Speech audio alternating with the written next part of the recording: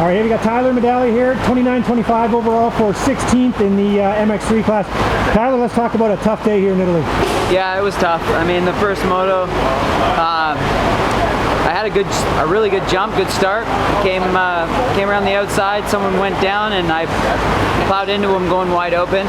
I injured my shoulder, and it was barely hanging on by a thread, and that kind of just put it over the top.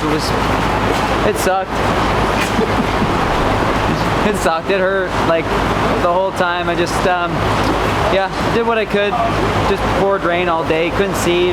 Coming into a goggle lane, and yeah, the second moto, I gave Dylan the good gate pick, obviously, and when you're going down the start straight, you're going wide open, you get splashed. You basically put tape across your eyes, and that's what you're doing. You're going wide open with 40 other guys that are just going all over the place. So I ran into somebody on like the second or third corner and broke off my front brake.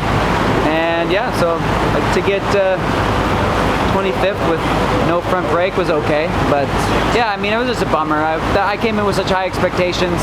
I tried my hardest, but it just, yeah, it just wasn't there. It just was one of those things that happens. I know I kept running over because Corey kept running over with fresh goggles for you. He'd be waving you, and you'd look over and then just keep going. Yeah, well, they were trying to say that there's a rule that you have to cut. You can't do more than 2 laps with no goggles, and I was like, I watched the first moto. This guy from Germany did the entire race with no goggles, so I'm like, well, whatever. So yeah, I tried. I went through 21 tear-offs, and then, you know, by the time I pulled them, there was probably, I don't know, 4 or 5 laps to go, so I was like, whatever. I didn't care at that point. Nobody was around me, and yeah, just kind of rode it in. All right, how many does this make for you? That 8? Yeah, that's my 8th one. Yeah. Have any of them been up and muddy? What? Have there been any dry ones?